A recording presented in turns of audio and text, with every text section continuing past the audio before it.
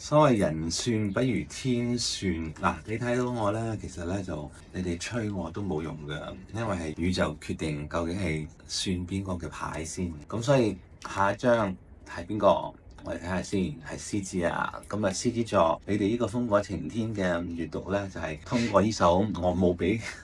我冇俾機會你哋去投票有嘅，但係你投極都係烽火情天，因為烽火情天一定會贏嘅。我將風字咧，呢首譚耀文嘅歌，風字咧我改咗做山峰個風，咁就變咗有土、有火、有水、有風，風就即係空氣啦，咁就令到你哋可以多啲了解。咁 anyway 係獅子座啦，咁你哋3月咧，你哋所謂3月嘅運氣咧，或者3月嘅能量係會點咧？咁就睇下你哋從呢個4個唔同嘅 element 元素度去睇下，究竟你點樣被呢4個元素，因為人類係俾4元素去管理住所有一切嘅嘢，都同呢4個元素有關嘅。所有一切喺呢個3D 啊鍵牌4支劍，咁第一張牌獅子座咧，宇宙就叫你需要休息咯。4支劍咧就係出邊打到嘭嘭聲咧，狐狸仔咧都喺度休息，就代表你喺3月你身邊嘅狀況可能會真係烽火晴天，好激烈，但係你反而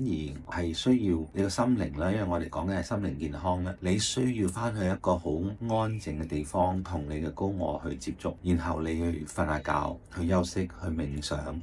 去尋求一個寧靜，因為你第一張牌出嚟4個劍咧，就係雖然劍牌都係思想牌，同風係有關空氣啦，但係喺1至10號嘅劍牌裏邊咧，佢係唯一一張咧係代表你要休息啦，因為你點樣去思想風暴都好啦，真係思想風暴、頭腦風暴都好啦，你要停咁啊。4號牌就係停嘅時候啦，係可以休息嘅時候，可以同你嘅高我接觸嘅時候，等你可以更寧靜。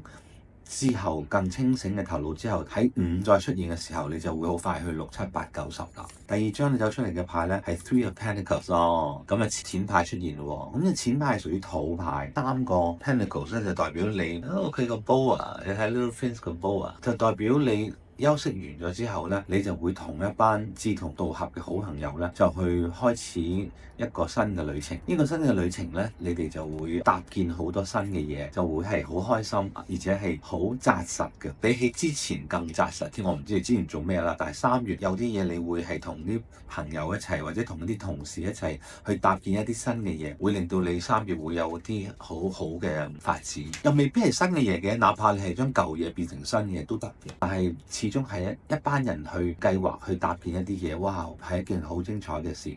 點解精彩呢？因為你搭建好呢，就7個 Pentacle 出現啦。繼續係土牌啊，即係話你3張牌裏邊有2張係土牌啦。烽火晴天個風字，你個山峰就越嚟越高啦。當然好啦，你可以話我多啲錢啊，多啲金幣嘅牌啊，好開心啊。咁但係人呢係要追求平衡嘅。我成日都話平衡。咁其中一樣嘢平衡就係你4個 element 4個元素呢，最好每一日、每1分鐘、每1年、每個月都係平衡。所以喺2025年3月呢，我都希望你可以平衡。但係而家你攞到2個元素嘅牌，即係話你對金錢方面呢係重視啲咯。at least 或者哪怕唔係你重視咧，金錢或者土。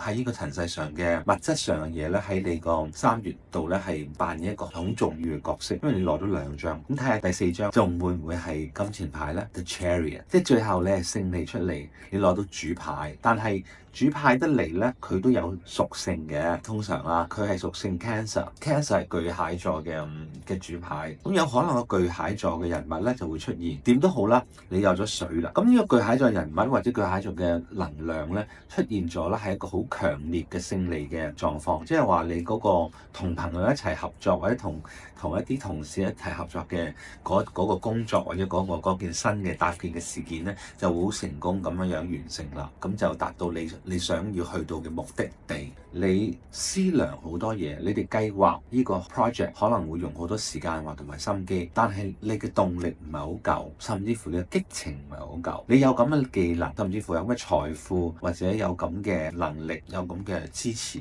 但係唔係好夠激情出現。你攞到嘅係 Owl 牌。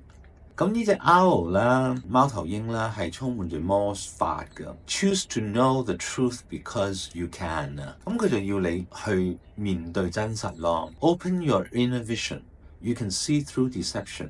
Let the past go and make room for a better life. Rise up.